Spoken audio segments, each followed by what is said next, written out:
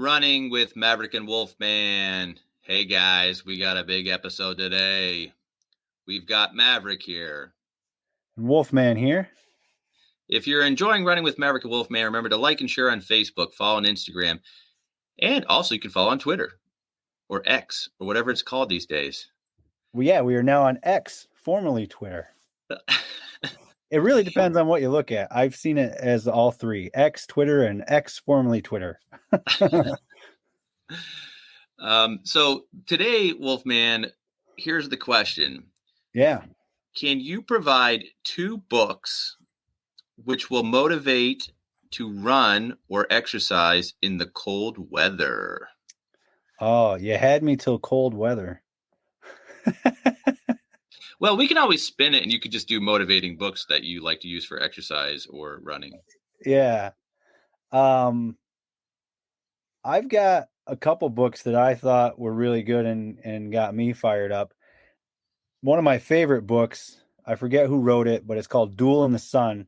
And it's about Dick Beardsley and Alberto Salazar's Boston Marathon in 82. I don't know if I have that right. I could check here in a moment, but that book was probably the only book I've ever read that I could not put down. It was really good, well written. It really tells the story of the race between these two guys, which was one of the closest Boston Marathon finishes, I think, still ever. But that one was good, and it always motivates me. And then Born to Run, which I think we talked about last time, like, I don't know, when I read about that kind of stuff, it makes me want to get out there and get going. So I would say that one. And then just a motivating book in general is Rhinoceros Success. If you're looking to get motivated, it's a short read. It's more geared toward business, but it's motivating in any aspect of life if you apply it that way. I would say those 3. I gave you 3. I'll give you 3 because they had nothing to do with winter running.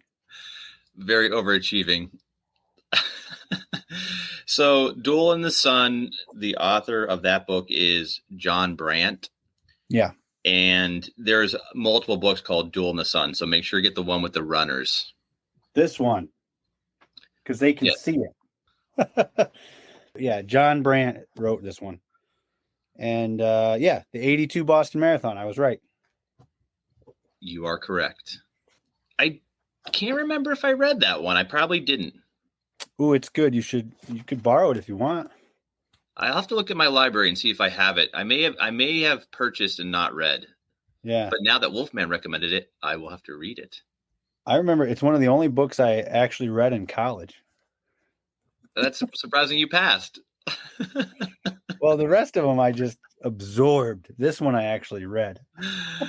So Born to Run, I've read that book. That's excellent. We've talked about that before. So excellent read. Definitely recommend that. And the Rhinoceros book I have not read. Yeah. I'm not a fan of rhinos usually, so. Yeah, Rhinoceros Success by Scott Alexander. The foreword is by Dave Ramsey.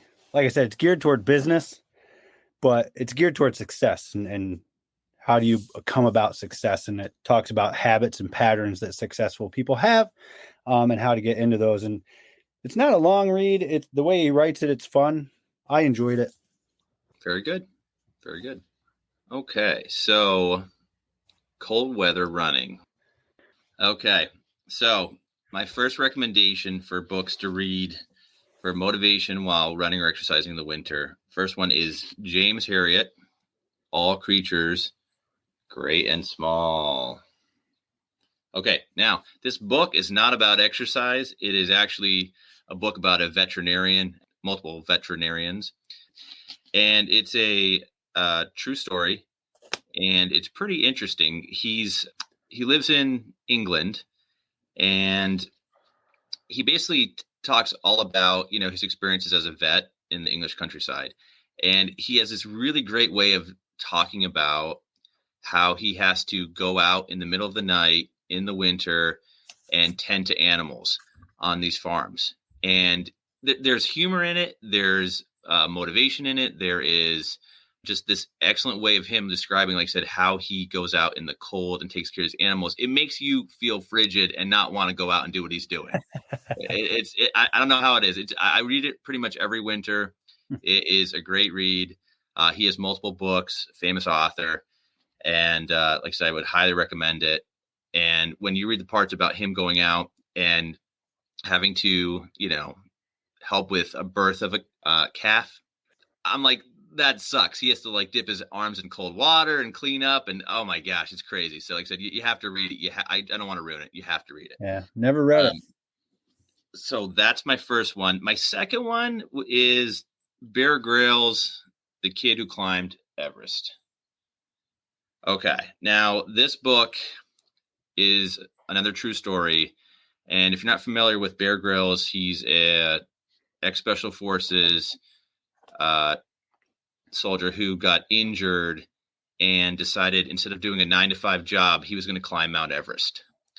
And he ended up being the youngest person to climb Mount Everest at the time. And it's all about his journey and how he got there and how he climbed the amazing Mount Everest. Wow. So like I said, I would highly recommend it. It'll definitely motivate you. It'll make whatever you're doing probably seem pretty easy.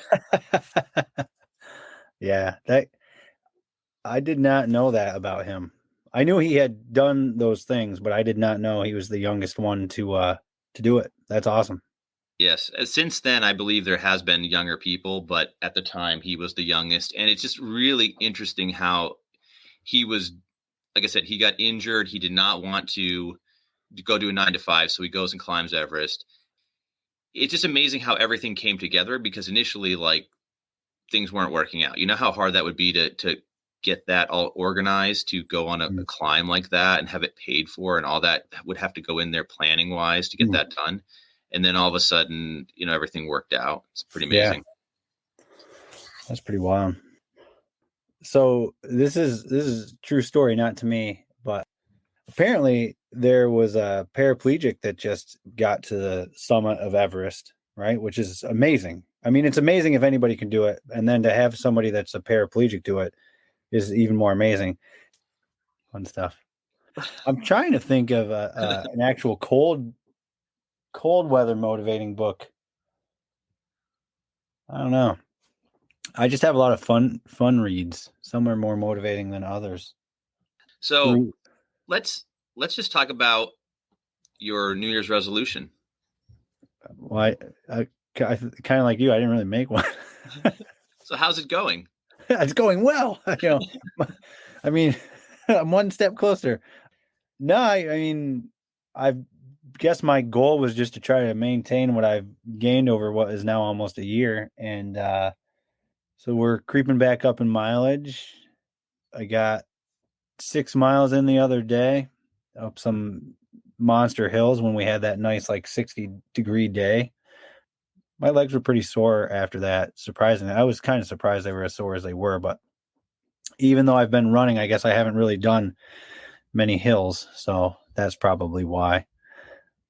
I did a couple pull-ups the other day. Nice. Yeah. I was a little sore the next day. I did like 2 or 3, mainly to see if where I wanted to mount a pull-up bar would hold me. It will. So that's good. How about yourself? I did get a run in the other day, and it was pretty good. And as far as other workouts, I had to move a couch and a love seat out, and then move a new couch and new love seat in. And that was quite a workout.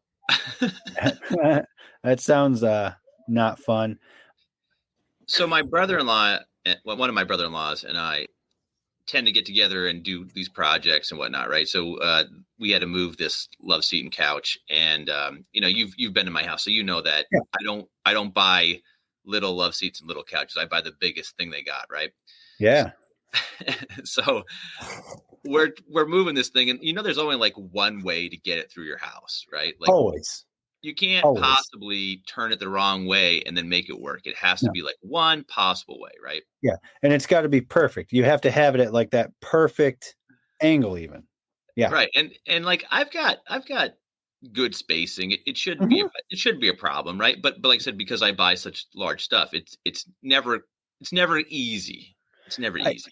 I mean, I would still think with the space you have, even with some of the big stuff, it wouldn't be that hard to get it where you need to get it because And your house it's well spaced. yeah, so that's what you would assume, right? But Yeah. that's not how it goes. You always have to like compress something. You've got to move a cushion. You wish that something wasn't attached the way it's attached. You know what I mean?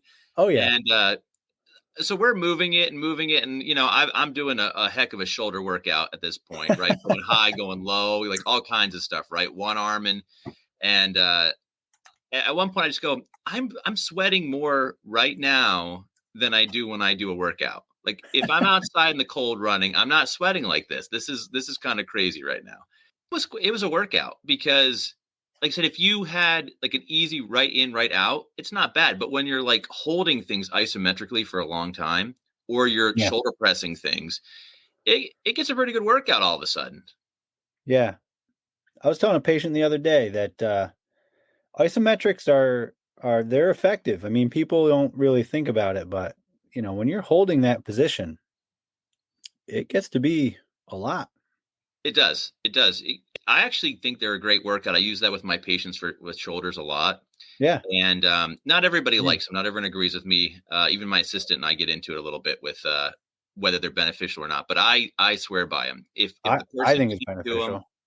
what is that? I think it's beneficial. I think it's a great. If you're not ready for band work, if you're not ready for full range or even like half range work, it's a great way to get started. It's really Yeah. controllable. So I swear by it. And you can do them anywhere. That's the best part. Even Yeah. when you're moving a couch, you can do isometrics. There was I tell one you what. point. There's one point where we got kind of stuck right with a wall, and I was just like holding it for like I don't know, it was like minutes were going by, and I'm like, this is a really good workout. Well, I think you can even mix them into curls if you're doing bicep curls, right? Yep. You could alternate them and then hold one. One becomes an isometric and then switch. During COVID, we got kind of bored at work at times, and I would sometimes just try things out to see how they would go. Right. Yeah. You can do so many variations with isometrics between just your body, a wall, and like a towel. Sure. The angles that you can get is ridiculous. I had a patient that told me that. He's like, I just use a towel. And I'm like, never thought about it. But yeah, if you take a towel and try to use it for isometric contractions, it's pretty wild. Yeah. Yeah. That's fun.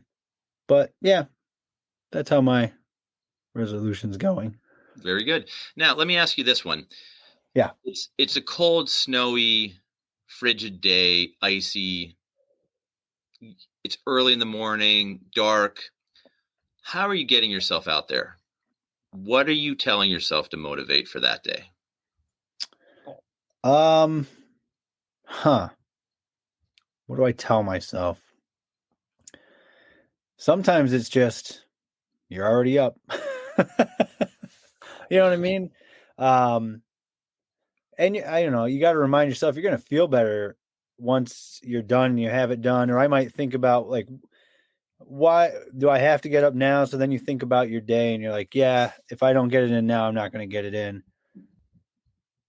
So yeah, sometimes I'll use it as motivation to plow my driveway because then it's like, well, you're already outside. Now you can just plow. So run and then plow the driveway. Now, if you're living in a warm climate during the winter, right, where it doesn't get that cold, right? Yeah. Do you need motivation? Oh, I would think so. Right. I mean, I don't know how you are, but I would rather do it in the morning. And even though I would rather do it early, I still need that motivation, even in the summertime. And I would say what I tell myself in the summer is that it's going to be usually cooler at that time than if I wait because, it's going to be more comfortable, even though it's early. So I would imagine if you lived in warmer climate, you would probably still tell yourself the same. Right. So you need motivation to get out there either way, Yeah, I think so. but I just mean, a little bit more on maybe a cold or a hot day. sure. And I would think that even though you might not think about it, at some level, you are telling yourself something to get yourself out there, right? Even if you're one of those people that's just like, well, it's just my routine. I just get up and that's what I do. But I bet there's some underlying subconscious, like, this is the motivation, whether it be, this is just how I start my day. If I don't do this, then I don't start my day the right way. Something's motivating you to get out there. Sure. I was just going to say, what motivates you to get out there? Money. Dollar bills, y'all. My pro contract. No, no, like, honestly, I just always have enjoyed the exercise, and if I'm not running, I'm going to do something else. And it's always hard to get motivated when you're busy, right? So Yeah. if you've got a lot going on with your family or at work, it's hard to step away at times. But once you step away, it resets your brain so that you can focus and do other things again. So you're not overwhelmed, and then you can get back and focus again. So I like to step away, exercise, get some things done, and then go back and get back into, whether it's something at the house, mounting a TV, moving a couch, whatever I'm doing, right? But you got to step away so you can clear your thoughts out a little bit. Clear your mind. The rest will follow. But you're right. You absolutely feel better with the exercise. So even if you don't get to do a full workout, like let's say that you're going to the gym and typically you do a half hour on the treadmill, a half hour on the weights. If you don't go and do 10 minutes or even at your house do 10 minutes, you might feel the difference, or you just might be a little bit more edgy. So I think it's definitely worth it, even if it's short. I tell my patients, I tell my weight loss people, just go out and do what you can. Even if it's 5 minutes, even if it's at home, do what you can. It's better than doing nothing. Yeah. I mean, I think sometimes you got to remind yourself of that, but you're absolutely right. You feel better. I mean, I don't know many people that after they're done exercising, and maybe not right after, because you might be sore or tired or feel like you're just, you're sweaty and you're gross. But I bet at some point you feel better and you acknowledge that. But yeah, I mean, even if you don't feel like doing a lot, I tell people all the time that are, quite deconditioned. If you're a TV watcher, if you're a book reader, commercial comes on, you finish a page, a chapter, whatever it might be, stand up, wait 5, 10, 20 seconds, sit back down, stand back up. You're getting yourself moving more than if you just stood up throughout the day. Like you're adding repetitions, you're adding some exercise, and that's how you're going to see strength. Right.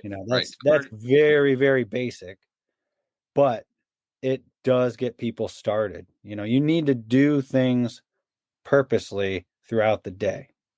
That will translate into exercise. Right. Commercials are a great time to do something else. Oh yeah. And it's hard now because of all the streaming platforms. There are no commercials. Right? Well, there are on some. It depends on what you're. Yeah, I guess that's true. But if you're watching Netflix, there's no break. Disney Plus, there's no stops. It's just episode after episode, and now they automatically play. They just go into the next one. I have no idea what you're talking about. But no, I mean, you have to make it a point to do something. Right. So, like, here's an example. Like, my dad has always played baseball, and that's been his number one motivation. But he's raced so many different races. He's competed all over the place. He's done multiple sports over the years. And his primary motivation has always been not only to stay in shape, but to play baseball. That's been his number one. Yeah. It's just whatever you can come up with. Yeah. It's got to be something that, well, like you said, motivates you. Like, yeah. So that for you me, enjoy doing. Your reward. What's your reward? I get to move couches.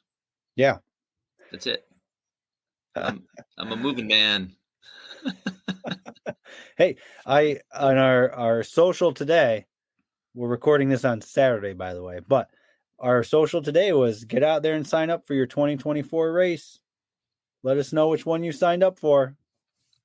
That's true. Hey, there is a race that I have to talk to you about later that I do want the two of us to do. I think it's a 10-miler. Whew, I've never done a 10-miler. Me neither. Not as a race. I mean, I've done, but yeah, I'd be curious to do that. I have to see what month it is, but yeah, I thought you and I could both do the 10-miler, and we could maybe suffer together. Listen to this. This is up to you if you want to keep this part in or not. Because I haven't nailed down what I want to do next, but I think Chicago and New York are on my short list, right? Can you do both? So I think I'm gonna try to do both because they're like 3 weeks apart, right? My wife said to me, "Is it really going to be that much harder than doing 5 races in 4 races in 4 days with 5 Disney days?" And I was like, "You're probably right. It's probably not all that much harder." So how about if Chicago was 1 week later, I would have qualified guaranteed time with my Disney race because I would have been in the 40-year-old category.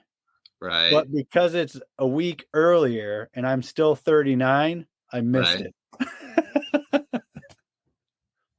But I think I might piggyback them is what I'm thinking.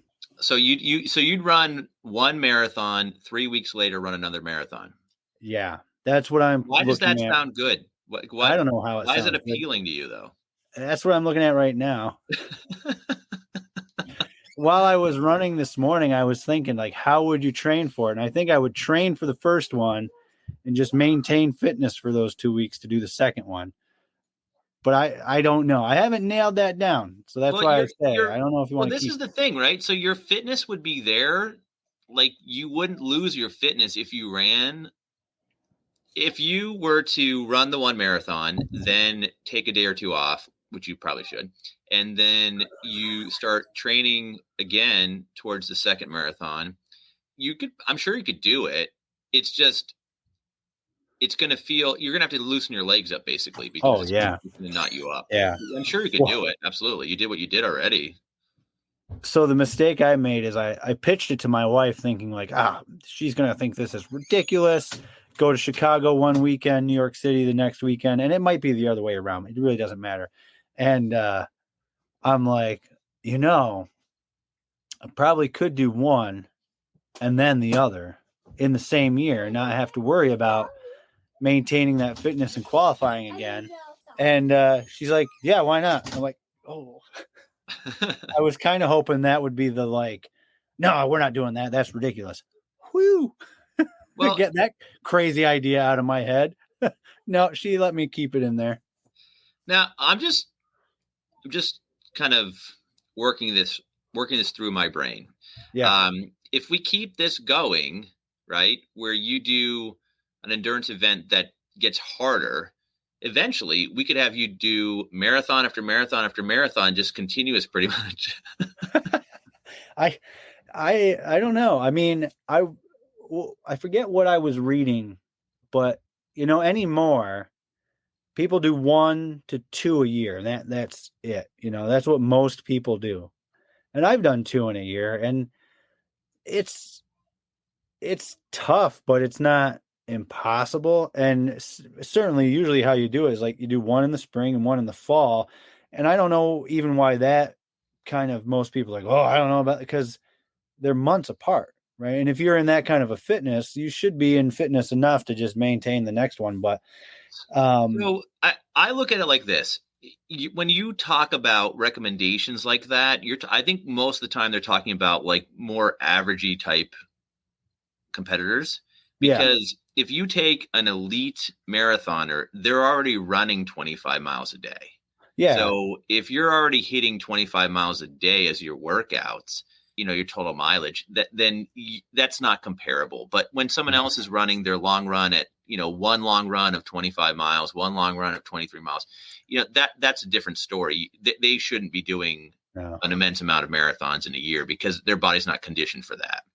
I think too, it depends on what you're doing it. Like if you're going to race them, then that's a lot on your body. Like when you read about some of these guys in the 80s, right? Like your Salazar and your Beardsley, part of the reason they had a shorter marathoning career is because that's how they made money. So they'd have to race one and then turn around in a couple weeks and race another one. And that's a lot on your body. But if you're going to race one and run one, right? Or you're just running them, like there are people that run multiple marathons over multiple weeks, multiple days. They're not necessarily running a, 204, they're not running the fastest times, but they're completing them. Like you said, you're already running that mileage. You're just doing it with a bib on, Sure. I think as we learn more and more about the human body and how things work, it changes. When you compare the training and the developments in running now compared to 20, 30, 40, 50 years ago, it's completely different. Yeah. Footwear is different. All these different technologies and understandings are different. So there's a lot of change, and I think it's going to continue to change. I think we're going to continue to improve on training methods and on, what's the proper footwear, like we were discussing about the Vibrams. Yeah. Yeah. Do you have any races on the docket or not yet? That 10 miler, I want to do that 10 miler. Oh. I got to, my Gotcha. my wife brought it up to me, so I don't know what month it's in, but I have to research it, and then I'll let you know so we can sign up for it. I don't think there's a lot of mountains in it. I think it's pretty flat, which would be for me a little boring, but the 10 miles will keep me preoccupied though. Yeah. Yeah. I tell you what, if it's, I don't know, I guess we'll talk about it later, but some of these races, if there's enough people, they go by quick. There's so much going on around you. In my experience, even with some of these marathons, it's when you get alone. Like I often end up running between two groups and then I'm pretty much alone. And that's where it gets tough and long because you're left alone with your own mind, and that can be dangerous. So are you suggesting that we start in the complete back of the race, dead last, and try to work our way up? Not necessarily, although I know a guy and he did a race a few times, and one time he started in the back and just counted how many people he passed until the finish line. And I've run diamonds before. I mean, I've run diamonds many times, but sometimes I will count how many people I pass on the hill. And if you've ever run diamonds, you know the hill I'm talking about. How many people I pass on the hill, and then I count how many times I get passed back. And if I get passed back, it's usually a small fraction of what I passed up the hill. Keeps your mind going because you're constantly thinking like 1, 2, 3, 4, 5. You know what I don't like about what you just said? What's that? The thing I don't like about what you just said was that the diamonds is shorter than the 10 miler. It is. It's 9 miles. I know. I don't like thinking about that now.